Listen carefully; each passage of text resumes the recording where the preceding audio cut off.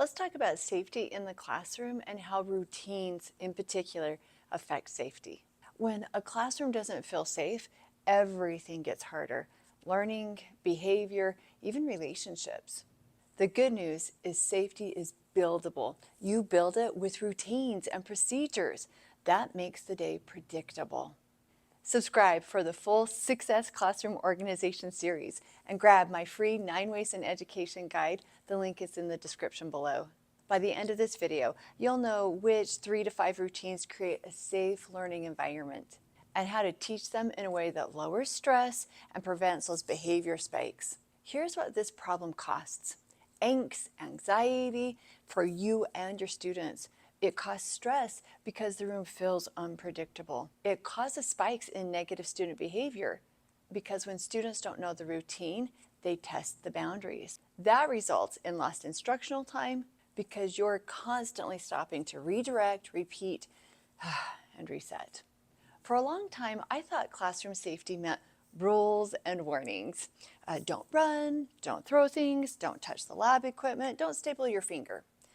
But real classroom safety is bigger than that. Safety means students learn in a safe environment. Safety means you teach without bracing for chaos, and we've all had those moments. The fastest way to create the kind of safety that is predictable is through routines. This is part 1 of safety in my Success series, routines and procedures that prevent behavior problems and spikes before they even start. Part 2 is what we do when behavior becomes severe, because procedures alone can't hold everything. That's next week. Okay, let's build your safety system. Step 1, pick your 3 to 5 non-negotiable routines.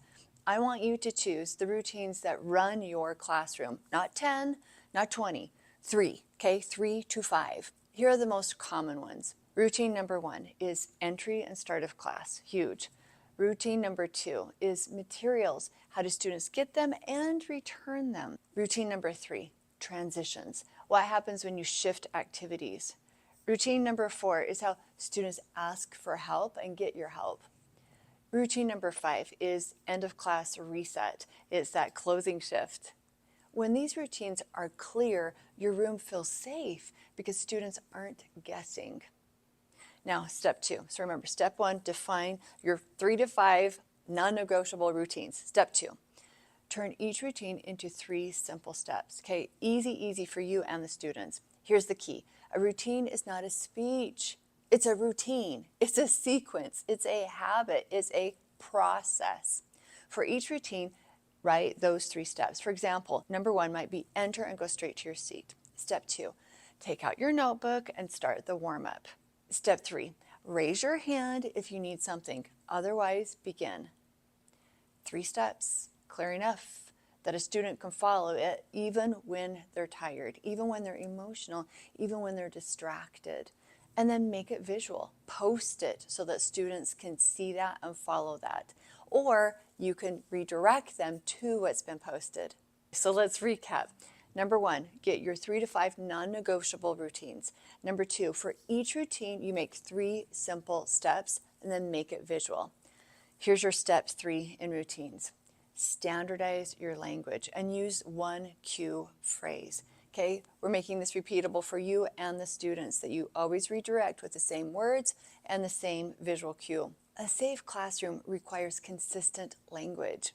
You pick one cue phrase that you will use every single time. For example, here's the routine, or show me ready, or protect learning time. When you use that same phrase, students stop negotiating and start following. It redirects them. Oh, this is always what I do. This is always what I do.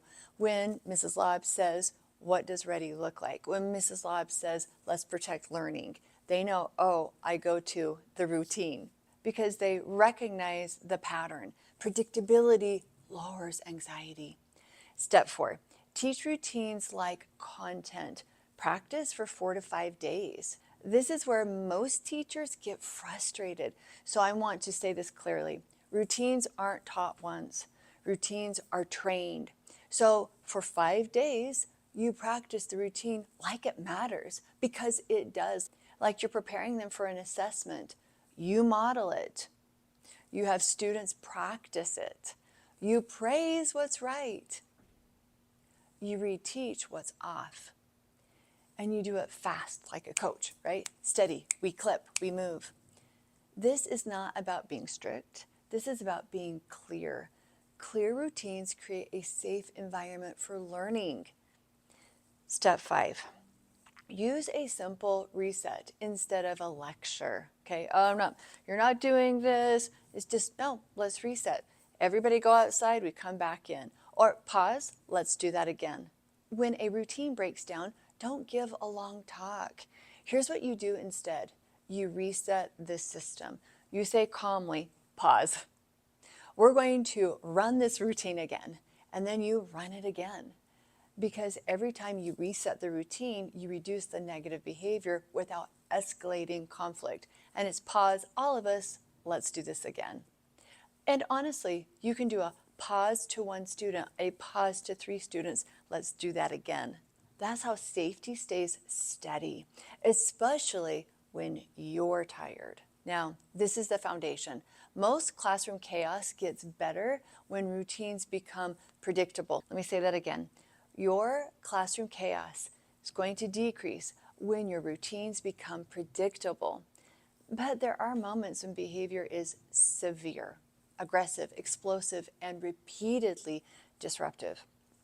In those moments, you don't improvise. You run a response process. That's part 2. That's next week. So here's your steps this week. Pick one routine that is causing the most friction. Maybe it's entry, transitions, end of class. Write the 3 steps. Choose your cue phrase. Practice it for 5 days. Reset if you need to. Okay? Don't let anything slide. Students are going to do this and follow the 3 steps accurately. Then notice what happens to the stress level in your room. I guarantee you will see improvement. Download my free guide, The 9 Ways in Education, the link's below, and comment the word routine. Let me know which routine you're working on. I'm here to cheer you on. I'm in your corner. And I'll see you for part 2. Because safety isn't a personal trait, it's a system. Remember, do less and get more. It's up here. Lean, think.